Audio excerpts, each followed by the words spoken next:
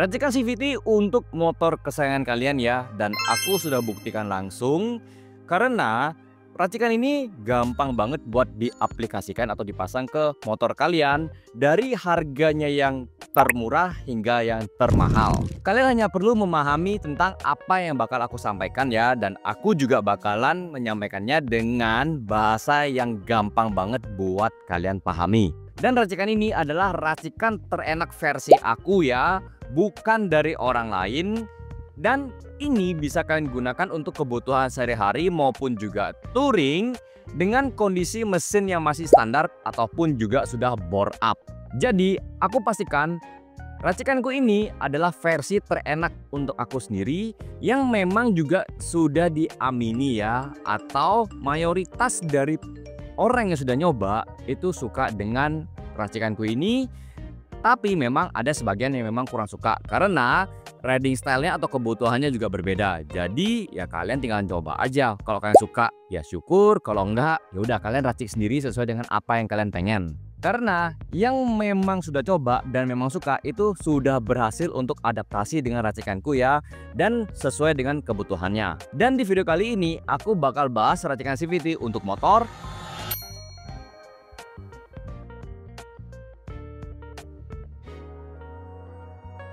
paket simple itu terdiri dari 3 komponen, yaitu dari roller, PCVT, dan juga persentri. Untuk roller biasanya aku pakai 18 gram ya, atau turun 1 gram dari ukuran standar. Ya ini sudah cukup digunakan untuk kebutuhan sehari-hari yang memang jalanannya cukup datar. Tapi ada juga yang merasa kalau turun 1 gram itu masih berat ya, dimana biasanya akan turun 2-3 gram dari ukuran standar ya. Dan itu memang akselerasi bawahnya bakalan lebih ringan. Untuk kebutuhan tanjakan ya, ketika kalian memang lebih sering menghadapi tanjakan, itu kalian bisa gunakan 2-4 gram lebih ringan daripada ukuran standar ya. Jadi untuk bisa kuat di tanjakan, bukan cepet-cepetan ya, tapi kuat di tanjakan, itu bisa gunakan 2-4 gram. Tergantung juga dari riding style kalian. Kalau kalian ngerasa 4 gram itu tuh masih juga berat, ya udah kalian bisa turunin lagi 1-2 gram ya. Jadi antara 5-6 gram, tapi jarang sih. Biasanya aku hanya pakai di 2-4 gram aja. Itu tergantung juga dari kebutuhan kalian loh ya, riding style kalian. Jadi kalian tinggal pilih aja sesuai dengan kebutuhan kalian ya. Tapi aku tidak ada pernah rekomendasi buat kalian mix ukuran roller. Untuk persivity itu kalian bisa gunakan cukup di 1000 rpm aja ya, untuk kebutuhan sehari-hari dengan mesin standar ya. Jadi lebih padat sedikit daripada ukuran standar bawaan pabrikan motor. Tapi nggak untuk kemungkinan juga ya, untuk motor standar itu menggunakan 1500 rpm karena sekali lagi kembali ke kebutuhan kalian, kesukaan kalian atau karakter kalian. Kalau kalian motornya itu sudah bore up atau tanda kutip ya ada kebutuhan khusus, itu kalian bisa pakai di atasnya 1000, misalkan di angka 1500 ya. Itu motor bore up pasti cukup banget di angka 1500 ya. Jadi untuk kepadatannya dari Perini yang kurang 1500 itu bakalan jauh lebih baik. Tapi memang ada beberapa yang ngerasa bahwa setelah dipasang 1500 pada motor bore up itu masih kurang padat.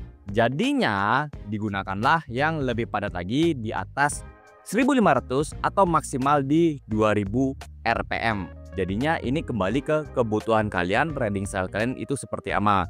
Karena ya sekali lagi perpaduannya itu memang kalian harus coba sendiri ya pada motor bore up. Untuk persentri kalian bisa gunakan yang ukurannya 1000 rpm aja di motor standar ya, nggak usah dilebih-lebihin karena ya pasti bakalan padat ya, agak nggak enak sih menurutku di 1500 untuk kebutuhan sehari-hari ya. Dimana kalau kalian yang sudah upgrade ke ukurannya 1000 itu sebenarnya sudah membantu untuk mengurangi efek gredek, dan juga power menengah ke atasnya itu juga bakalan lebih enak sedikit ya. Jadinya ya gak terlalu gerung juga sih untuk putaran atasnya, tapi untuk putaran bawahnya juga cukup enak ya. Walaupun memang dari segi responsifnya bakalan kurang, tapi ketika kalian gunakan untuk kebutuhan sehari-hari ya ini sudah cukup enak. Tapi nggak untuk kemungkinan juga ya menggunakan yang 1500 rpm ya, karena kembali lagi ke kebutuhannya kalian. Dimana ya Sekali lagi, kalau kalian yang menggunakan lebih dari 1000 itu biasanya bakalan lebih padat atau lebih keras ya pernya. Sedangkan kalau misalkan motor kalian itu sudah bore up ya, itu sebenarnya sih aku aja pribadi di 1000 aja sudah cukup. Tapi kalau memang kurang juga ya sudah, kalian bisa gunakan di angka 1500 atau maksimal di angka 2000 rpm, dan itu kembali ke kalian juga ya pemilihannya itu seperti apa.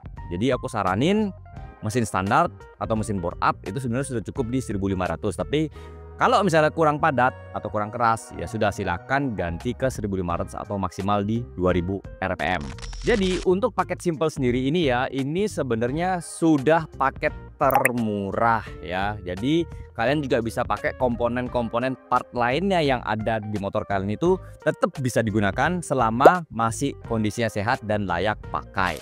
Paket full adalah kombinasi dari paket simple dengan tambahan 3 part lagi ya, yaitu puli depan, puli belakang, dan juga V-belt. Dan sekarang aku bakal ngejelasin 3 komponen tambahan itu. Untuk puli depan ya, atau biasa disebut dengan mangkok roller atau rumah roller ya, itu kalian bisa gunakan yang aftermarket dengan karakternya akselerasi. Karena dengan akselerasi yang lebih baik itu bakalan meningkatkan performa motor kalian untuk penggunaan sehari-hari tanpa menyiksa mesin kalian ya. Jadi menurut aku ya yang terbaik adalah aftermarket dengan kondisi atau karakter dari pulinya ini adalah akselerasi. Dan juga biasanya pelepasan panasnya pun juga lebih baik daripada puli standar. Sekali lagi, aku tidak ada rekomendasi buat puli yang di custom ya, entah itu penggunaan yang standar atau penggunaan yang aftermarket yang dikerok, dipapas, dibubut dan sebagainya ya, aku tidak ada rekomendasi. Puli belakang atau biasanya yang disebut dengan kampas ganda dan mangkok kampas ganda, atau biasanya aku sebut dengan sport clutch ya, atau kopling sport ya, itu gunakanlah yang aftermarket juga ya, dengan bahan yang ada material kevlarnya seperti ini ya, yang bagian kampasnya ini, dan juga mangkoknya yang seperti ini ya. Ini desainnya sudah pabrikan, jadinya ini bakalan aman dipakai ya. Bukan yang versi di custom ya, entah itu yang aftermarket seperti ini atau yang standar ya, yang dibolong-bolongin pakai bor dengan desainnya yang mengerikan. Terus juga yang di kartel ya, apalagi kartelnya itu bukan kartel pabrikan ya, istilahnya kartel itu dibuat oleh orang-orang tertentu ya. Aku nggak rekomendasi. Jadi lebih baik kalian gunakan yang bentuk sudah jadi seperti ini, dan itu bakalan jauh lebih baik untuk performa motor kalian. V-beltnya sendiri kalian bisa gunakan juga yang aftermarket ya, dimana yang aftermarket itu biasanya akselerasinya bakalan jauh lebih baik dan biasanya juga ya lebih enak untuk digunakan sehari-hari maupun juga touring, jadi lebih enak ya. Jadi untuk V-belt sendiri aku rekomendasi yang juga seperti ini ya, yang aftermarket, selama bukan dari merek yang abal-abal. Untuk gear rasio kalian bisa gunakan juga yang seperti ini ya, di stylo 160 kalian, dimana kalau yang ukurannya ya dari stylo ini ya, gear rasionya itu untuk membantu meningkatkan akselerasi dari tengah menuju ke atas, bukan di atasnya ya, tapi menuju ke atasnya. Itu bakalan bikin akselerasi di motor kalian ya, bawah, tengah hingga menuju ke atas bakalan lebih baik lagi. Sekarang pasti bakal ada pertanyaan seperti ini ya, Bang, merek apa ya rekomendasi? atau Bang, apa harus pakai dari merek TDR? aku bakal jawab secara gamblang aja ya, bahwa aku tidak pernah memaksa kalian untuk menggunakan merek TDR. Jadi kalian pun juga bisa memilih merek yang menurut kalian itu ya kalian suka dengan mereknya itu, ataupun dari kalian mungkin punya kedekatan dengan merek itu terserah kalian. Tapi kalau pertanyaannya itu adalah apa yang menjadi rekomendasi dari merek yang dipakai, ya sudah jelas aku bakal jawab dari TDR.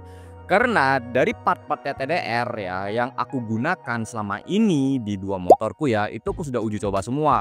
Dari yang keliling Pulau Bali, kemudian juga touring ke Jawa, termasuk juga ke Lombok.